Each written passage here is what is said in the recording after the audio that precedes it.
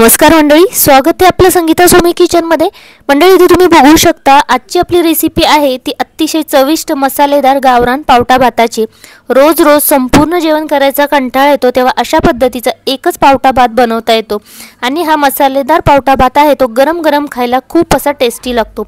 सध्या पावट्याचं सीजन चालू आहे तर घरी नेहमीच पावट्याचं कालवण, पावट्याची भाजी, मग पावटा भात असे पदार्थ बनतच असतात। तर आज पावटा भात बनवला होता तर म्हणलं त्याची रेसिपी तुमच्यासोबत शेअर करूया। चला तर मग रेसिपीला सुरुवात करूया। सुरुवातीला इथे आपण मसाला करून घेऊया आणि मसाल्यासाठी इथे मी खोबरं, कांदा हे ते भाजून घेतलेलं आहे। त्याचबरोबर एक लाल टोमॅटो, लसूणच्या पाकळ्या, आले घेतलेले व जास्तीची कोथिंबीर घेऊन ते सर्व इथे आपण एका डिश मध्ये काढून घेतलेले आहेत। त्यानंतर भातासाठी तुम्ही इथे कोणताही तांदूळ घेऊ शकता। बिर्याणी तांदूळ असतो किंवा कोलम किंवा इंद्रायणी यापैकी कोणताही तांदूळ तुम्ही वापरू शकता। इथे मी इंद्रायणीचा तांदूळ साफ करून घेतलेला आहे आणि पावटा आहे तो सोलून घेतलेला आहे। त्यानंतर हे सगळा मसाला आहे तो मिक्सरच्या भांड्यामध्ये घालायचा आहे आणि नंतर तो बारीक करून घ्यायचा आहे। यामध्ये थोडंसं पाणी घालून याची पेस्ट करून घ्यायची आहे। जास्त पाणी घातलं तर मसाला भाजण्यासाठी आपल्याला जास्त वेळ लागतो, त्यासाठी अशा पद्धतीची याची पेस्ट करून घ्यायची। आता इथं मी तांदूळ होता तो धुवून घेतलेला आहे 2 ते 3 पाण्यातून आणि तसाच ठेवलेला आहे 10 मिनिटांसाठी आणि पावटाही पाण्यामध्ये धुवून घेतलेला आहे। आता एक कुकर घेतलेला आहे आणि त्यामध्ये 3 पळी आहे ते तेल घालून घ्यायचे। इथं 3 पळी तेल मी एवढ्यासाठी घातलेले की म्हणजे 3 वाटी भात घेतलेला आहे किंवा तांदूळ घेतलेला आहे आणि 1 वाटी मी पावटा घेतलेला आहे। हा पावटा आहे तो गावरान पावटा घेतलेला आहे। गावरान पावट्याला एक छान टेस्ट येते आणि इंद्रायणी तांदूळही गावरान आहे त्यामुळे त्यालाही खूप छान टेस्ट येते।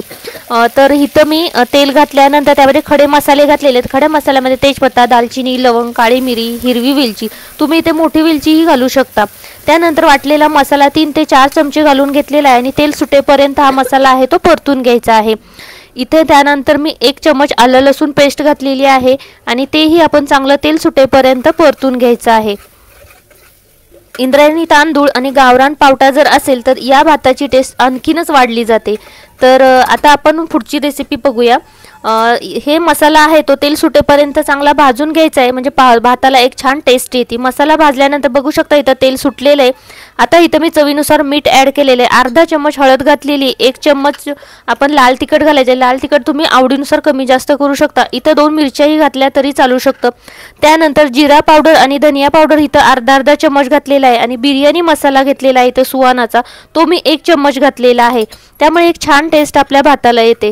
हे सगळे मसाले आहेत ते चांगले परत 2 ते 3 मिनिटं भाजून घ्यायचे आहेत। जेवढा चांगला हा मसाला परतला जाईल, भाजला जाईल, तेवढा छान आपल्या भाताला टेस्ट येते। आता इथं बघू शकता मसाला आपला चांगला भाजत आलेला आहे। इथं मी आता अर्धा टोमॅटो आहे किंवा 4 फोडी आहेत त्या थोड्याशा मोठ्या फोडी यामध्ये घालून घेतलेल्या आहेत आणि त्यानंतर आपण यावरती पावटा घालून घ्यायचा आहे। आपला मसाला आहे तो चांगला भाजलेला आहे आणि त्यावरती हा गावरान पावटा घातल्यानंतर एक छान असा सुगंध सुटतो।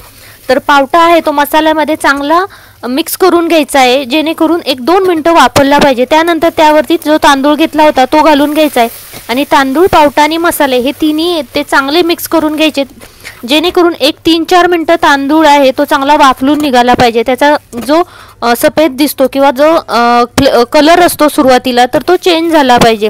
आता इथे बघू शकता 3-4 मिनिटं मी हा भात आहे तो चांगला वाफवून घेतलेला आहे आणि त्याचा कलरही चेंज झालेला आहे। आता यामध्ये आपण थंड पाणी घालून घ्यायचे।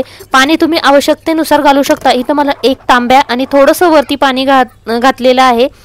जसा तुमचा तांदूळ असेल त्याच्या अनुषंगाने तुम्ही पाणी यामध्ये ॲड करू शकता। त्यानंतर मीठ चेक केलं आणि त्यावरती मीठ थोडं कमी होतं म्हणून थोडंसं घालून घेतलेलं आहे आणि याच्या आपण 3 शिट्ट्या आहेत त्या काढून घ्यायचे। झटपट असा मसालेदार पावटा भात तयार होतो आणि खायला खूप टेस्टी लागतो। चला तर आता बघा 3 शिट्ट्या झालेल्या आहेत आणि आता आपण कुकर उघडलेला आहे। आता हे जे पाणी दिसतंय तुम्हाला ते वाफेचं पाणी आहे। 1-2 मिनिटं ठेवल्यानंतर ते पाणी आहे ते जिरपून जाईल आणि भात आहे तो आपला जास्त कोरडाही झालेला नाही आणि जास्त ओलाही झालेला नाही। हा भात आहे तो याच्यासोबत तुम्ही म्हणजे दुसऱ्या कालवणाची गरज लागत। हा भात आहे तो आपण लोणचं, पापड किंवा थोडंसं काही सलाड बनवलं तर त्याच्यासोबतही खाऊ शकतो।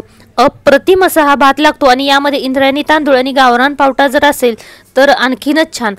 तर चला आपण आता भात आपला तयार झालेला आहे आणि आता आपण तो सर्व करून घेऊया। अप्रतिम अशी ही रेसिपी आहे, नक्की बनवून बघा अशा पद्धतीचा आणि ही रेसिपी कशी वाटली ते नक्की कमेंट करून सांगा. आवडली असल्यास एकदा बनवून बघा आणि चॅनलला लाईक, शेअर आणि सबस्क्राईब करायला मात्र विसरू नका. बेल आयकॉन प्रेस करा म्हणजे तुम्हाला अशाच काही रेसिपी पाहायला भेटतील. आपल्या आणखीनही काही रेसिपी यूट्यूबवरती अपलोड केलेल्या आहेत, तर संगीता सोमी किचनवरती जाऊन नक्की सर्च करा. हा व्हिडिओ बघितल्याबद्दल खूप खूप धन्यवाद.